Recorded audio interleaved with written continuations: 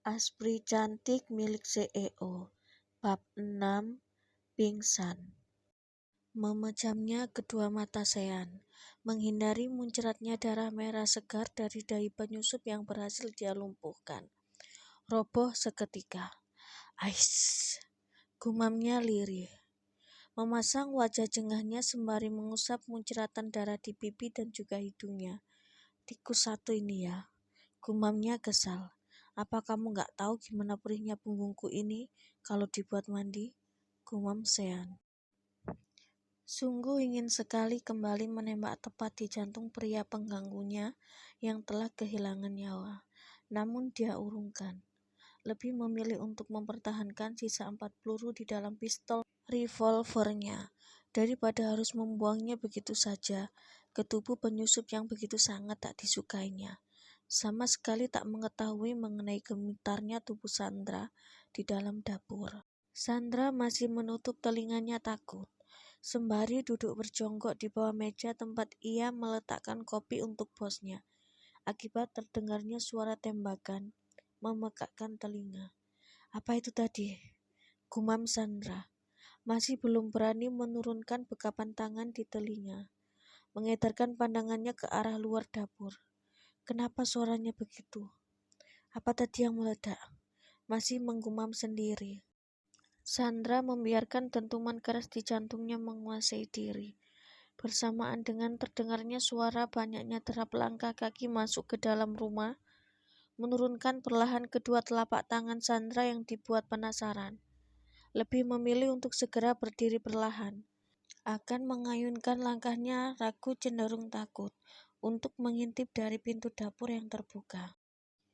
Sungguh berhasil membulatkan kedua mata Sandra. Secara spontan membekap mulutnya cepat, akibat banyaknya anak buah Sean berjas hitam tampak berlari memasuki rumah. Ada apa ini? Kenapa semua orang pada masuk ke rumah? Ia yang masih belum mengenal suara tembakan pistol. Seumur hidupnya selalu berada di sebuah lingkungan yang begitu sangat aman, tentram, dan juga nyaman. Bukan lingkungan seperti ini, penuh dengan tekanan bercampur dengan suara yang begitu sangat mengagetkan. Bos, panggil Aga tampak memburu. Setelah memasuki pintu kamar Sean yang tak terkunci, tak menemukan keberadaan bos besar yang sedang dicarinya, dan dibuat tersentak. Menyipitkan pandangannya tepat ke arah mayat berdarah tak jauh dari pintu kamar mandi yang tertutup, menangkap suara gemericiknya air di dalam kamar mandi. Bos Sean baik-baik saja?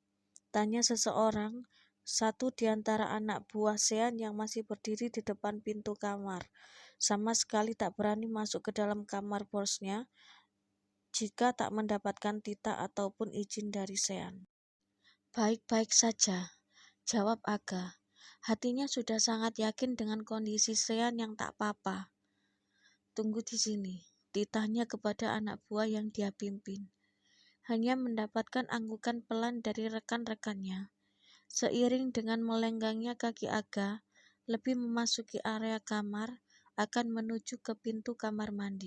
Aga tak lagi bersuara, hanya meneliti penampilan pria terkapar tak bernyawa di atas lantai.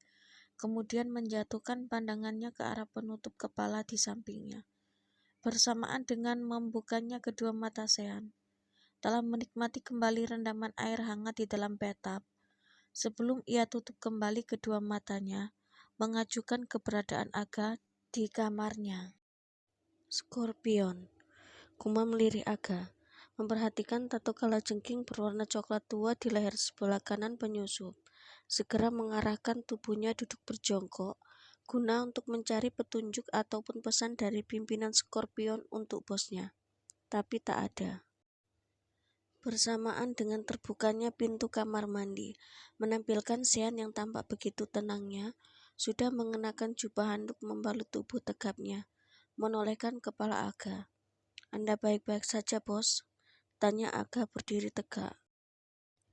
Nggak ada alasan untukku nggak baik-baik saja. Sembari mengayunkan langkahnya, sedang menahan gejolak amarahnya di dalam dada.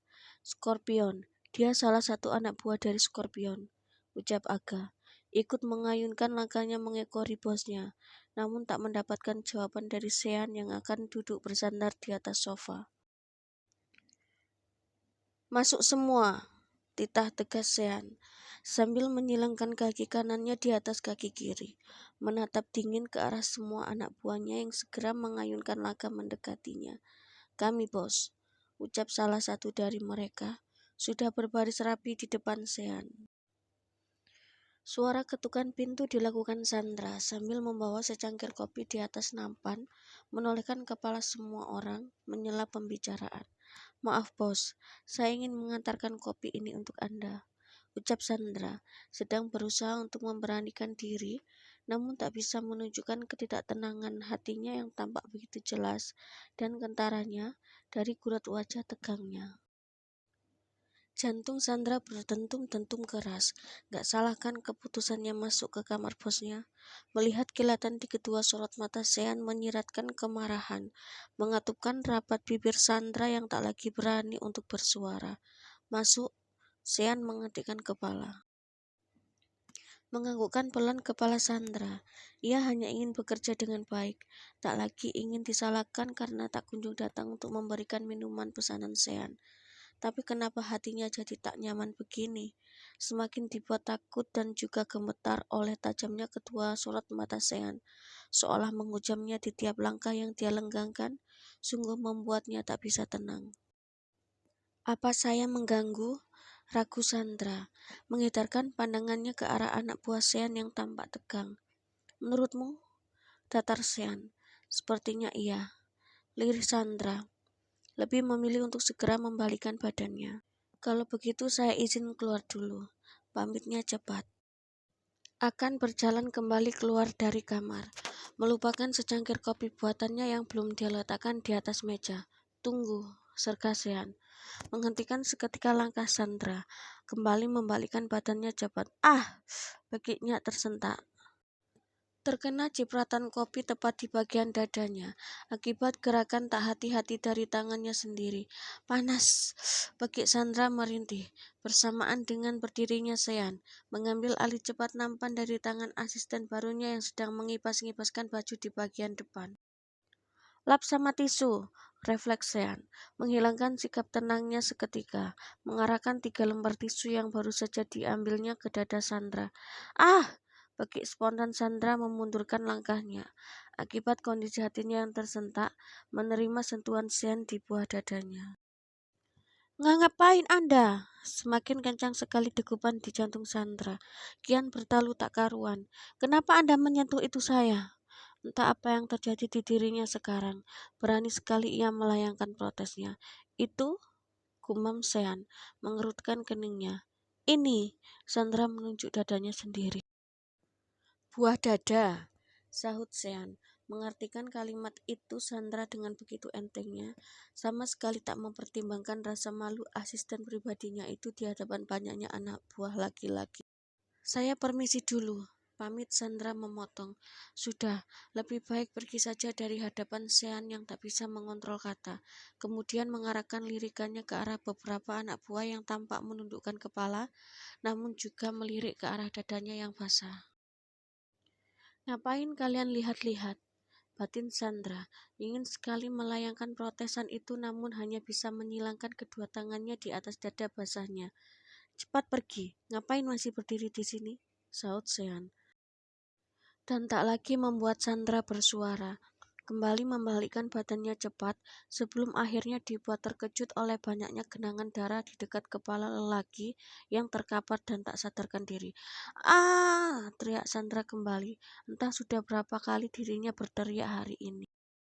Tubuhnya membeku, tercekat akibat dari rasa tersentaknya yang meninggi. Itu, kenapa dia itu?"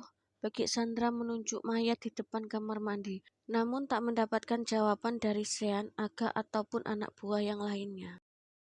Semuanya hanya diam, memperhatikan gurat wajah pucat Sandra yang tiba-tiba saja menjadi oleng dan tak seimbang, berkunang-kunang. Kenapa pandangan Sandra jadi menggelap begini, membuatnya tak lagi bisa memperoleh keseimbangan atas tubuhnya sendiri, sebelum akhirnya jatuh dan hampir tersungkur di atas dinginnya lantai, jika saja tak ditangkap segera oleh Sean yang bergerak cepat.